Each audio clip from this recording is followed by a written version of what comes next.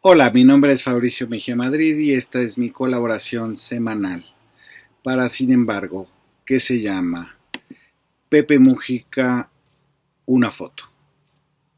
El día que conocí a Pepe Mujica, la mañana se nos hizo noche. Fue en diciembre de 2019 y el pretexto era hablar de cultura y su fomento.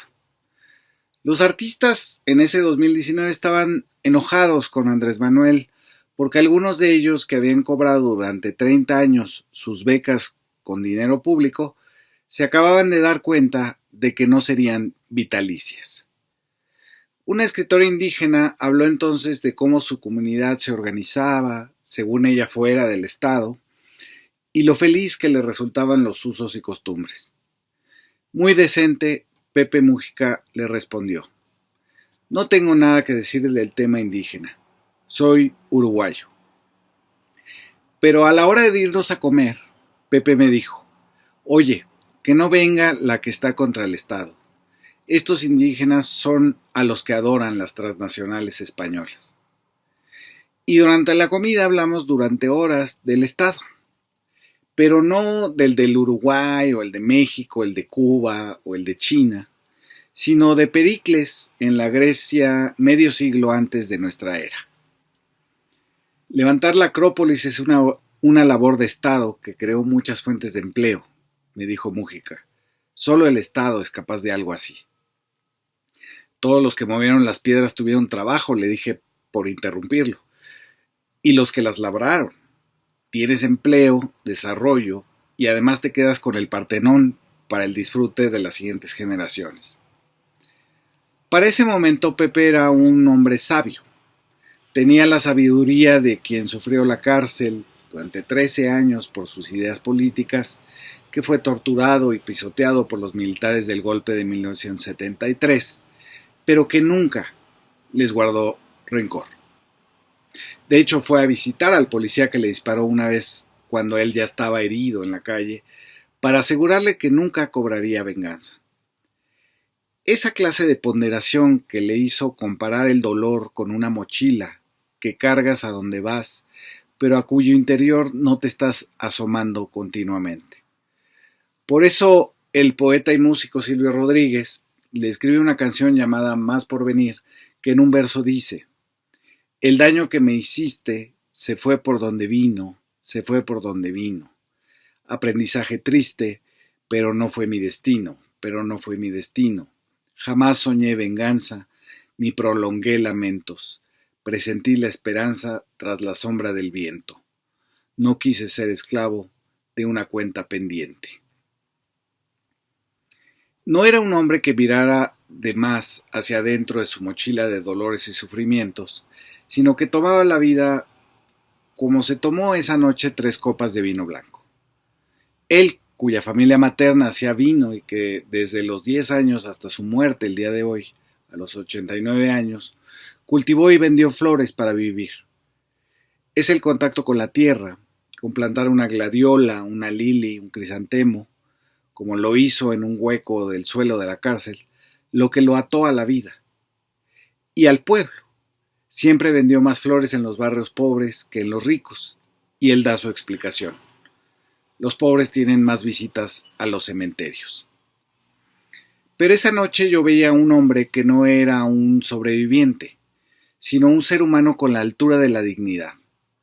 Era un expresidente del Uruguay que creía fervientemente en la filosofía oral, que tomaba la mesa del restaurante como un teatro para improvisar ideas sobre lo fugitivo de la obra política, el amor y la lealtad como las únicas cosas que nos mantienen unidos, y siempre la preocupación por lo que vendría de seguir la crisis climática.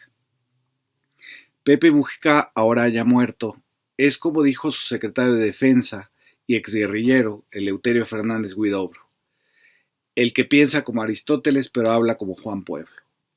O como solían decirle los periodistas, Mujica es el Platón de los pelotudos. Es un hombre que practica la charla como una forma de ordenar pensamientos, pensé esa noche.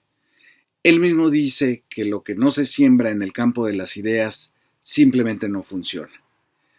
Y hablamos de intelectuales. él hizo los siguientes comentarios que reproduzco de memoria, es decir, parafraseo. Ni modo, una disculpa. La crisis es en el campo del pensamiento, que no consiste en ir por ahí leyendo libros viejos. Ya los hemos leído. Es la panoplia de nuevas hipótesis sobre el trabajo y nuevos fundamentos. Necesitamos la audacia que tenían los viejos. No necesitamos simplemente repetirlas. Este es un frente de trabajo, no tenemos teoría. Toda teoría es provisional, pero la gente necesita hipótesis teóricas para avanzar. Hablando del Frente Amplio en particular, continuó. No solo desmovilizamos la base, desmovilizamos el esfuerzo intelectual. No hay nada más incómodo que los intelectuales. Y tengan en cuenta que los burócratas no son intelectuales, ni tampoco los técnicos especialistas en tal o cual área. No, respeto mucho a los intelectuales. Son los que revisan todo, proponiendo nuevas aventuras en el pensamiento. Hay que separar al especialista del intelectual. Está en la naturaleza del intelectual generar ideas, plantear contradicciones, incomodar, ser una molestia, siempre el revisionista y el inconformista que rompe con los esquemas. Ahora bien, no se puede ser gobierno y eso a la vez. Por eso el partido tiene que funcionar bien. Esa tarde que comíamos le abrumaba el que con la crisis climática Uruguay dejaría de ser un proyecto perpetuo de granero de América Latina. Él, que había luchado desde muy joven contra los rentistas de la tierra y que, como presidente, no logró obligarlos del todo a venderle al gobierno para crear cooperativas agrícolas. Había comenzado su lucha política, primero legal y luego armada, por la defensa de los campesinos de la caña y el arroz. Eran los años 60. Había escuchado al Che Guevara en su visita a la Universidad de la República en 1961, aprovechando la reunión de la OEA en Punta del Este. Pepe Mujica se transformaría en el hombre sabio de la izquierda latinoamericana, contraparte de Raúl Sendic, el fundador de la guerrilla de los Tupamaros, que funcionó siempre como un santo, una especie de monje venerado por su resistencia. Pepe no. Él fue un hombre que prefería actuar y resumir en aforismos casi populares el sentido de la vida en la lucha por brindarle a los más pobres un futuro. Lo de Raúl Sendic lo recordé solo mientras me regresaba en metro a mi casa esa noche. Reconstruí en la memoria un volante que tenía impreso un retrato a lápiz del líder Tupamaro, reclamando su libertad en Uruguay. Yo tendría si acaso 10 años de edad y estaba de paseo con mi familia en Chapultepec, donde nos dieron ese volante y un panfleto que se preguntaba si Jesucristo era comunista. Recuerdo que me llevé a casa el dibujo de Sendic sin entender por qué estaría ese señor preso. El dibujo me gustó y lo tuve un tiempo pegado con una tachuela a la pared del cuarto que compartí con mi hermano. Pepe Mujica tenía en su pared de joven un retrato de Aparicio Saravia, el dirigente del Partido Nacional que se levantó en armas contra un fraude electoral. Muchos años más tarde conviviría con varios hijos del exilio uruguayo en la Ciudad de México, las güeras y los güeros que se reunían a hablar de sus papás desaparecidos o exiliados o presos en secreto, y que cuando vino el no a la dictadura se regresaron para esperar a que les llegara la edad de ir a votar. Pero en esos años del volante, tanto Mujica como Sendic estaban presos por la dictadura militar uruguaya por formar parte de los Tupamaros, la guerrilla propagandista de América Latina que prefería actos simbólicos, casi intervenciones estéticas, para acentuar las luchas de los arroceros y cañeros del norte del país, que habían ocupado por la fuerza los latifundios y que habían tenido que defenderlos a balazos. Sendic asaltó bancos para comprar las municiones. Se llamaban Tupamaros no por Tupac Amaru, el insurgente indígena peruano, sino por los personajes campesinos pobres de una novela, Ismael, de 1888, de Eduardo Acevedo Díaz, quien también fue un revolucionario. Tupamaros son los obreros agrícolas explotados en su novela. Una guerrilla que regalaba árboles de Navidad o tomaba un pueblo llamado Pando durante una noche para llevar a cabo un funeral para el asesinado Che Guevara. Pero el ejército los derrota entre abril y septiembre de 1972. Mujica y otros 8 presos van a prisión como un seguro de los militares contra los demás tupamaros y la oposición. Con ellos como prenda se negocia, se extorsiona a la izquierda. Vive 13 años en confinamiento solitario. Pierde la razón. Le consiguen una terapeuta y ella descubre que son los libros lo que podría devolverlo a la cordura. Pepe Mújica es un anti-Quijote. Es bueno vivir como uno piensa, porque si no, puedes terminar pensando de la manera en que vives. Él vivirá en una austeridad que le permite reírse de quienes dicen que es pobre. Soy rico, responde, tengo una casa donde vivir.